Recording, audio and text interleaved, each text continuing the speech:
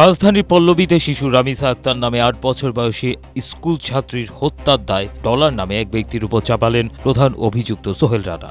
সোমবার ১ জুন ঢাকা মহানগর শিশু সহিংসতা দমন ট্রাইব্যুনালে সোহেল ও তার স্ত্রী স্বপ্না আক্তারের বিরুদ্ধে অভিযোগ গঠন করে বিচার শুরুর আদেশ দেন আদালত। শুনানি উপলক্ষে সকাল পৌনে ৮টার দিকে সোহেলকে কেরানীগঞ্জ কেন্দ্রীয় কারাগার থেকে আর স্বপ্নাকে কাশিমপুর কারাগার থেকে আদালতে হাজির করা হয়। বিচারক সোহেলের বিরুদ্ধে আনা অভিযোগ পড়ে শোনান। আদালতের অনুমতি নিয়ে কথা বলতে চান সোহেল রানা, তবে অনুমতি মেলেনি। স্বপ্না আক্তারের বিরুদ্ধে আনা অভিযোগও পড়ে শোনানো হয়। সেখানে বলা হয় তিনি হত্যাকাণ্ডে জড়িত ছিলেন এবং রামিসাকে হত্যায় বাধা না দিয়ে রক্ত ও আলামত নষ্টে সহযোগিতা করেছেন, যা হত্যার অপরাধের সহযোগিতা হিসেবে গণ্য হয়। শুনানি শেষে আদালত ২ আসামির বিরুদ্ধে অভিযোগ গঠন করে আগামীকাল মঙ্গলবার সাক্ষ্য গ্রহণের দিন রাখেন। কাঠগড়ায় দাঁড়িয়ে সোহেল বলেন, আমি ধর্ষণ করি নাই, শুধু লাশ কেটেছি।